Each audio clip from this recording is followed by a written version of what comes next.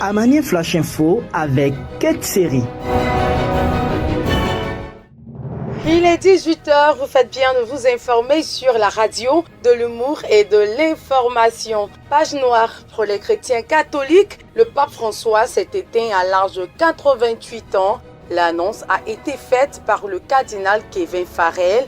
Il a confirmé que le souverain pontife avait quitté cette vie après avoir participé activement aux célébrations de la fête de Pâques. Ce décès survient après plusieurs mois d'hospitalisation. Le pape François souffrait de pneumonie sévère. Et puis le parc national de la Comoé affiche une performance de 62% au premier suivi trimestriel de l'année 2025. L'information a été divulguée lors du premier atelier de suivi trimestriel du parc national de la Comoé qui s'est tenu le mercredi 9 avril à Bondoukou. Cet événement était présidé par l'Office ivoirien des parcs et réserves et a rassemblé des autorités préfectorales ainsi que des chercheurs issus des universités Alassane Ouattara, Félix Houphouët-Boigny et Nangui Abrogwa. L'objectif de cette réunion était d'évaluer les avancées faites dans l'application du plan d'opération 2025, 3 mois après son démarrage. Il faut noter que le parc de la Comoé, inscrit au patrimoine mondial de l'UNESCO, demeure l'un des plus étendus et riches en biodiversité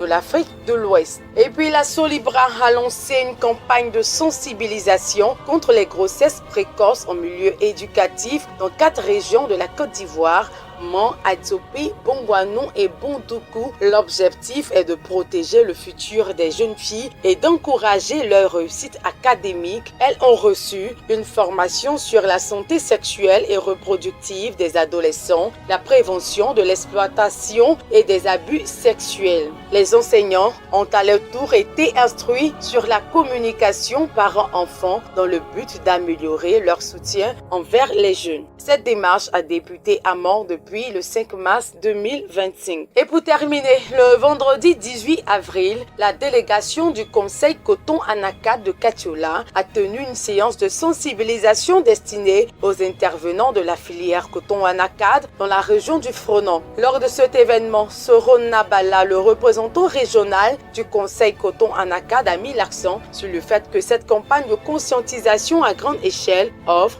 une chance de discuter du concept de qualité avec les producteurs, acheteurs et exportateurs. Il a aussi souligné l'importance de combattre les autres des produits agricoles vers l'étranger qui nuit à la filière locale. L'initiative du Conseil Coton Anacad a été saluée par le sous-préfet de Fronan, Adolphe Kofi, qui a encouragé les producteurs à appliquer les connaissances acquises. Et voilà, c'est tout pour ce point de l'actualité. L'information revient à 21h. N'oubliez pas de télécharger l'application. Retrouvez tous vos programmes sur notre chaîne YouTube. Merci de nous avoir suivis.